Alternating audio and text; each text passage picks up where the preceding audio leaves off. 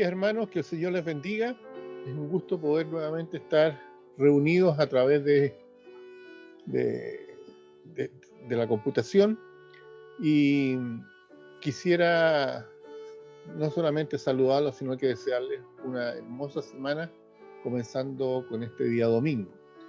Estamos ya en la lección 19 de Apocalipsis y vamos a recapitular un poquito, pero antes vamos a tener un momento de oración. Así que les pido que por favor cierren sus ojos y vamos al Señor en oración. Padre Santo, damos gracias, Señor, por estar en su presencia. Damos gracias por poder contar, Señor, con su palabra y a través de ella la enseñanza que usted tiene para cada uno de nosotros. Sabemos que estamos estudiando un libro que es difícil, pero el Espíritu Santo, Señor, sin duda nos va a ayudar a ir comprendiéndolo poco a poco y a darnos cuenta de que su venida está cercana. Si bien es cierto, no sabemos cuándo va a ser, porque solamente el Padre lo sabe, podemos ver los acontecimientos que están sucediendo como quien ve acercarse el verano. Ayúdanos, Señor, a vivir en este tiempo de una manera sobria, digna y siendo buenos testigos suyos. Le pido que bendiga a cada uno de los hermanos que van a participar de esta lección y, Señor, que en todo usted tenga la gloria y la honra, porque en nombre de Cristo lo pedimos. Amén. Como le decía, vamos a recapitular un poco y tomar Apocalipsis 11:19, donde decía: y el templo de Dios fue abierto en el cielo, y el arca de su pacto se veía en el templo, y hubo relámpagos, voces, truenos y un terremoto y grande granizo. Recordemos que esa frase, y el templo de Dios fue abierto en el cielo, nos habla de que existe este templo literal en el cielo. En el libro de Hebreos, capítulo 8, versículo 2 al 5, dice: ministro del santuario y de aquel verdadero tabernáculo que levantó el Señor y no hombre, porque todo sumo sacerdote está constituido para presentar ofrendas y sacrificios, por lo cual es necesario que también éste tenga algo que ofrecer. Así que, si estuviese sobre la tierra, ni siquiera sería sacerdote, habiendo aún sacerdotes que presentan las ofrendas según la ley, los cuales sirven a lo que es figura y sombra de las cosas celestiales, como se le advirtió a Moisés cuando iba a erigir el tabernáculo, diciéndole: mira, haz todas las cosas conforme al modelo que se te ha mostrado en el monte. Es decir, el modelo proviene de una figura real y existente. En Hebreos 9, 23 y 24 dice: fue pues necesario que las figuras de las cosas celestiales fuesen purificadas así, pero las cosas celestiales mismas con mejores sacrificios que esto, porque no entró Cristo en el santuario hecho de mano, figura del verdadero, sino en el cielo mismo para presentarse ahora por nosotros ante Dios. Todo esto habla de adoración y el acceso a Dios mismo. El medir luego el templo en la tierra señala directamente a la nación de Israel, declarando así la importancia que tiene Israel en esta sección. Vemos la comprobación de esto en el capítulo siguiente. Ahora vamos a seguir viendo algunas frases. Por ejemplo, dice ahí el arca y su pacto. Esto nos recuerda, sin duda, que Dios hace y guarda su pacto, ¿ya? Él va a cumplir los pactos hechos con Israel y hará un nuevo pacto con ellos. En el libro de Jeremías, capítulo 31, versículos 31 al 34, podemos leer lo siguiente: he aquí vienen días, dice Jehová, en los cuales haré nuevo pacto con la casa de Israel y con la casa de Judá, no como el pacto que hice con sus padres el día que tomé su mano para sacarlos de la tierra de Egipto, porque ellos invalidaron mi pacto, aunque fui yo un marido para ellos, dice Jehová. Pero este es el pacto que haré con la casa de Israel después de aquellos días, dice Jehová. Daré mi ley en su mente y la escribiré en su corazón. y yo seré a ellos por Dios, y ellos me serán por pueblo. Y no enseñará más ninguno a su prójimo, ni ninguno a su hermano, diciendo, conoce a Jehová, porque todos me conocerán, desde el más pequeño de ellos hasta el más grande, dice Jehová, porque perdonaré la maldad de ellos y no me acordaré más de su pecado. Y luego, en el capítulo 8 de Hebreos, versículos 8 al 13, dice, porque reprendiéndolos, dice, he aquí vienen días, dice el Señor, en que estableceré con la casa de Israel y la casa de Judá un nuevo pacto. No como el pacto que hice con sus padres el día que los tomé de la mano para sacarlos de la tierra de Egipto, porque ellos no permanecieron en mi pacto. Y yo me desentendí de ellos, dice el Señor. Por lo cual, este pacto que haré con la casa de Israel después de aquellos días, dice el Señor, pondré mis leyes en la mente de ellos y sobre su corazón las escribiré y seré para ellos por Dios y ellos me serán por pueblo. Y ninguno enseñará a su prójimo, ni ninguno a su hermano diciendo conoce al Señor, porque todos me conocerán, desde el menor hasta el mayor de ellos, porque seré propicio a sus injusticias y nunca más me acordaré de sus pecados y de sus iniquidades. Al decir nuevo pacto, ha dado por viejo al primero, ¿ya? Y lo que se da por viejo y se envejece está próximo a desaparecer. Todos esos versículos, junto con Romanos 11:27 que les leo, dice, y este será mi pacto con ellos, cuando yo quite sus pecados, ¿ya? Este será mi pacto con ellos cuando yo quite sus pecados. Luego tenemos Jeremías 3:16, donde dice, y acontecerá que cuando os multipliquéis y crezcáis en la tierra, en esos días, dice Jehová, no se dirá más arca del pacto de Jehová, ni vendrá al pensamiento, ni se acordarán de ella, ni la echarán de menos, ni se hará otra. Esta arca no es el arca del Antiguo Testamento. Dios tiene un arca mejor y también un mejor pacto para su pueblo Israel. Terminando con este versículo, indicando que viene el juicio pronto. Dice la Biblia, y hubo relámpagos, voces, truenos y un terremoto y grande granizo. Con eso se termina Apocalipsis 11:19, diciendo que viene este juicio. Ahora nos vamos a saltar a Apocalipsis capítulo 14. Aquí vamos a ver en este capítulo que el asunto es creer o no creer. Son las únicas opciones. Este capítulo es una especie de joya profética. Hay una serie de escenas breves que concurren hacia el final de lo que es este periodo de la tribulación. El tema da unidad a todas las escenas, ¿ya? Y ese tema es el triunfo final de Cristo sobre las fuerzas del mal. Este capítulo nos muestra de nuevo que todos los males que Satanás puede provocar están estrictamente limitados por Dios, ¿ya? Es decir, Satanás no puede hacer nada que Dios no permita que suceda. En el capítulo 14 se presenta también una pausa antes del derramamiento del juicio divino de Dios sobre la tierra. Vamos a leer los primeros 5 versículos de Apocalipsis capítulo 14. Los primeros 5 versículos de Apocalipsis capítulo 14. Dice, después miré y aquí un cordero que estaba en pie sobre el monte Sión, y con él 144,000 que tenían el nombre de él y el de su padre escrito en la frente.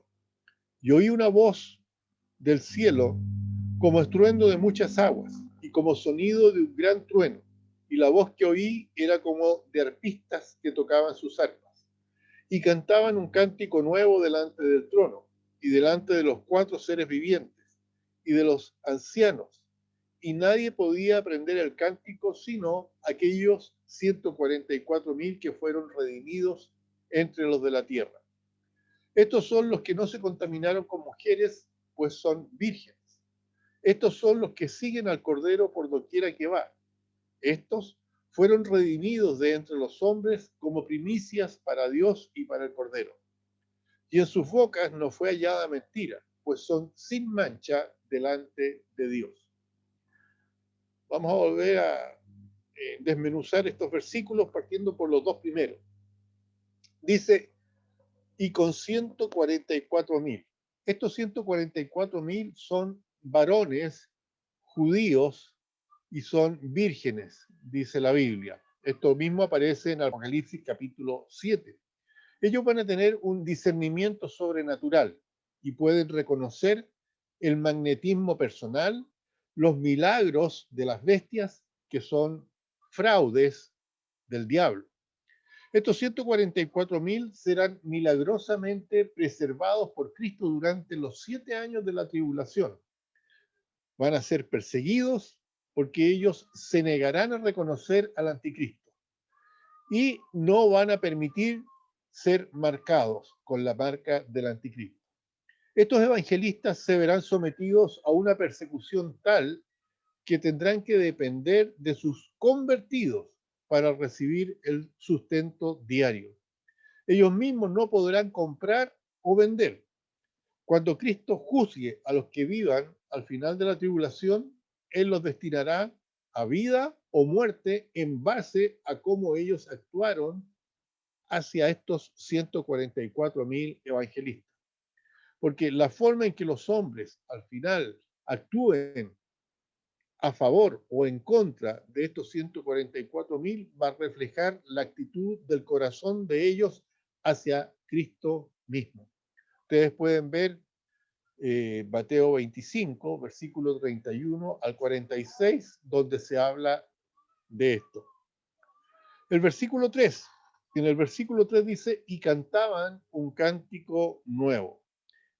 La Biblia dice que ellos van a entonar este cántico, un himno de alabanza por la preservación milagrosa que Dios va a manifestar, que Cristo va a manifestar hacia ellos durante todos los horrores que van a ocurrir durante la tribulación.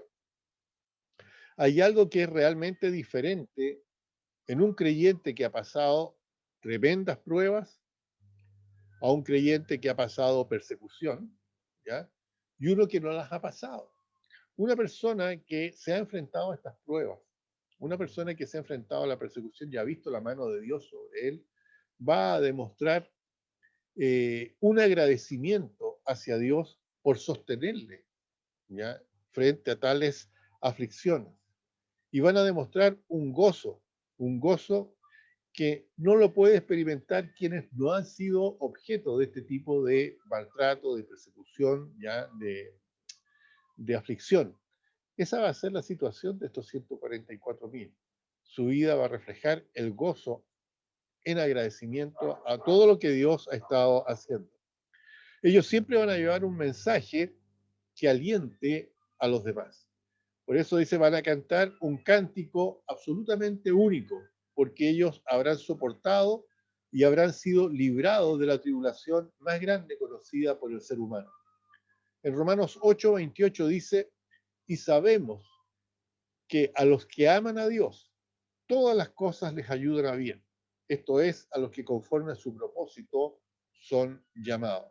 Muchas veces nosotros hacemos nuestro este versículo, pero se va a hacer mucho más real en aquellos 144.000.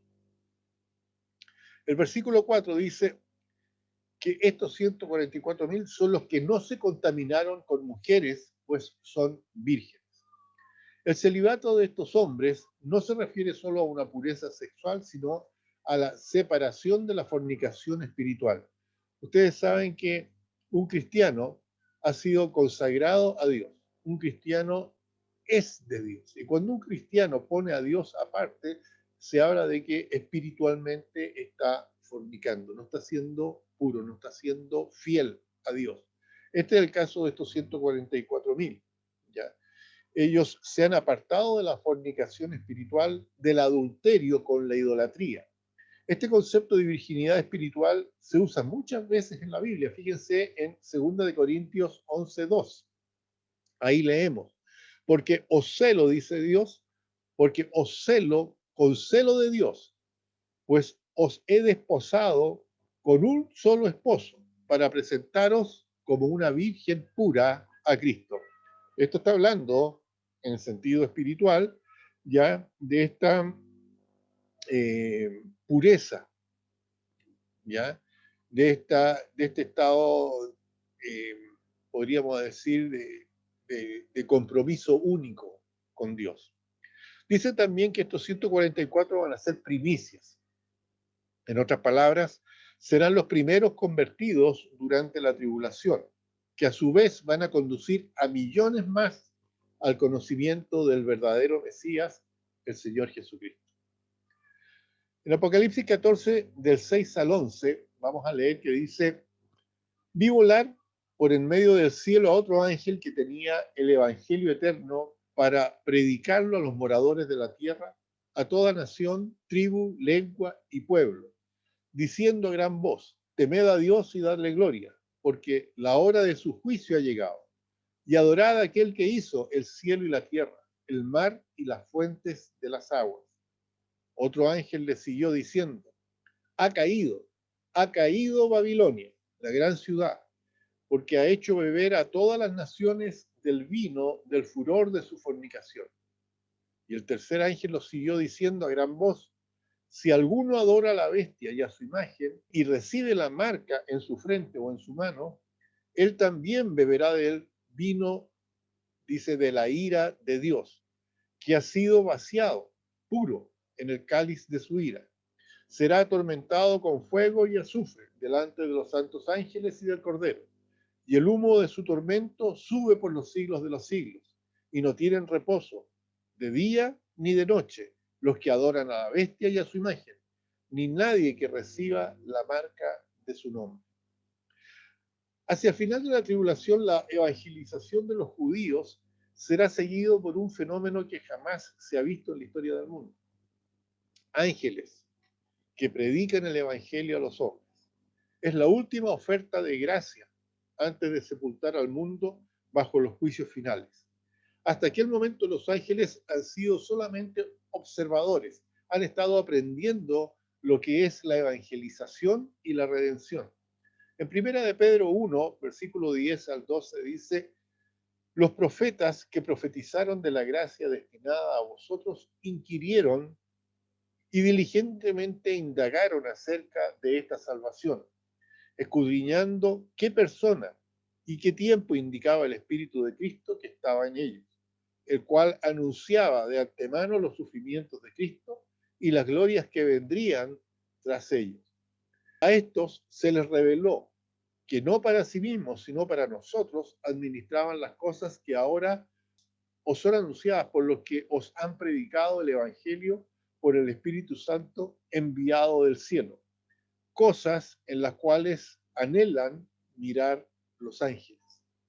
En otras palabras, los ángeles siempre han tenido un intenso deseo de proclamar el Evangelio, y en ese momento ellos van a tener esa oportunidad que hasta ese momento había sido solamente entregada a los hijos de Dios, aquellos que habían aceptado a Cristo como Señor y Salvador.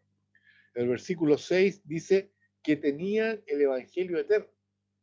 Enfatiza el hecho de que la gente que aún vive al final de la tribulación están al borde de la eternidad.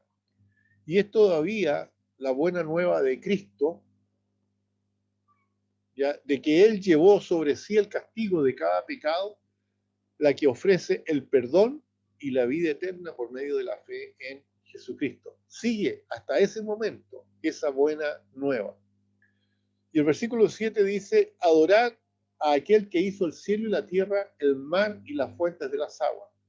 Adorar a Dios, al Dios de la creación. Este es el golpe mortal y final para todos los que creen en la teoría de la evolución. Se va a necesitar la palabra de un ángel del cielo para que esta gente sea parte de esa necedad atea. Versículo 8 dice: ha caído Babilonia. Esto se expresa con mucho más detalle en los capítulos 17 y 18 de Apocalipsis. Babilonia es el sistema religioso falso que está representado justamente por esta antigua ciudad, porque es esta ciudad la base de una religión basada en astrología, magia negra y brujería, ¿ya? Todo se origina ahí en Babilonia, la antigua ciudad de Babilonia. Esta Babilonia como sistema religioso va a ser destruido más o menos la mitad de la tribulación, es decir, 3,5 años antes que Cristo vuelva, digamos, presencialmente a la tierra. El anticristo va a destruir este sistema religioso para poner toda la atención y toda la adoración del mundo hacia sí mismo. La segunda caída, cuando dice ha caído, se refiere a la Babilonia en sentido de ser el centro político y económico del mundo. Esto se ve bien claro en el capítulo 18 de Apocalipsis. La completa destrucción de ambas Babilonias prueban el triunfo completo de nuestro Señor Jesucristo sobre el sistema satánico. Versículo 9 al 11 dice, diciendo a gran voz. La única opción de que adoren a la bestia, que este ángel está dando un ultimátum, podríamos decir, diciéndole que no hay otra opción. Los que adoren a la bestia lo van a hacer entonces ya deliberadamente, desechando todas las advertencias que han recibido por parte de Dios y los ángeles hasta ese momento. Este es un mensaje duro, no hay otra opción. Por adorar a la bestia, por ponerse la marca, ellos van a ir al infierno o el lago de fuego, y es la elección que ellos mismos han hecho entre Cristo y la bestia. Será tan clara esta elección que nadie podrá alegar ignorancia.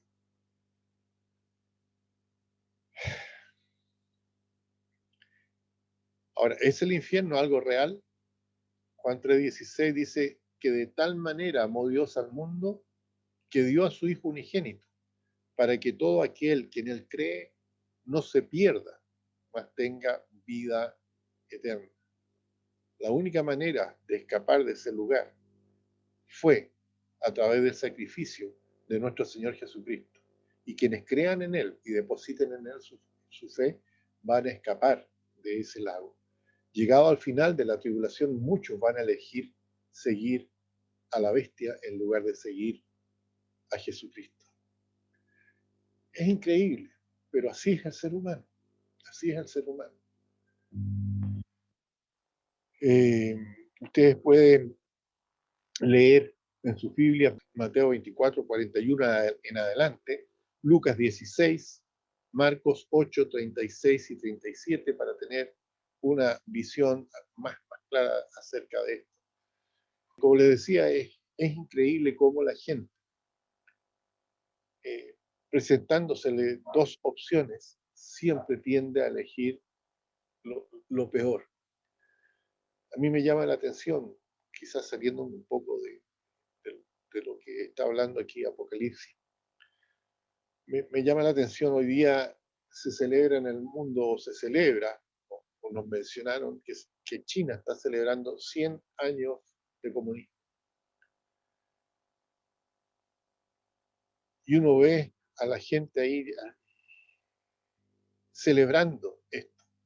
Habría que ver qué pasaría si alguien no quisiera celebrar. ¿Lo están celebrando a propósito? ¿Lo están celebrando de corazón? ¿O están siendo obligados a celebrar?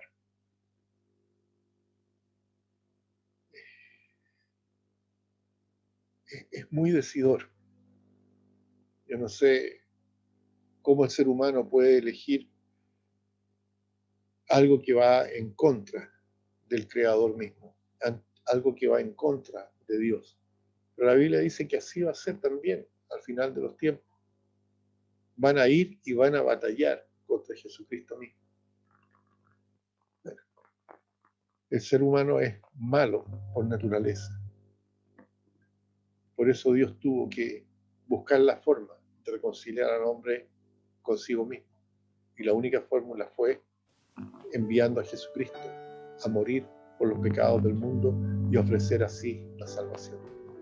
Cualquier duda que tengan, cualquier opinión que quisieran expresar, no se olviden enviarla al WhatsApp de la iglesia. Que el Señor les bendiga, que tengan una bonita semana y nos preparamos para la predicación en un momento más. Tengamos un momento de oración y vamos a terminar.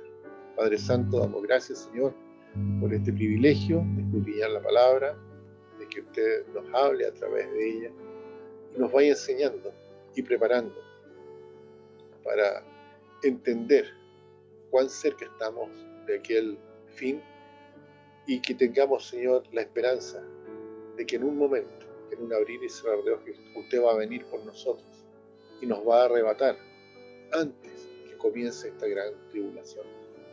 Gracias por todo, Señor, en el nombre de Cristo. Amén. Que el Señor les bendiga.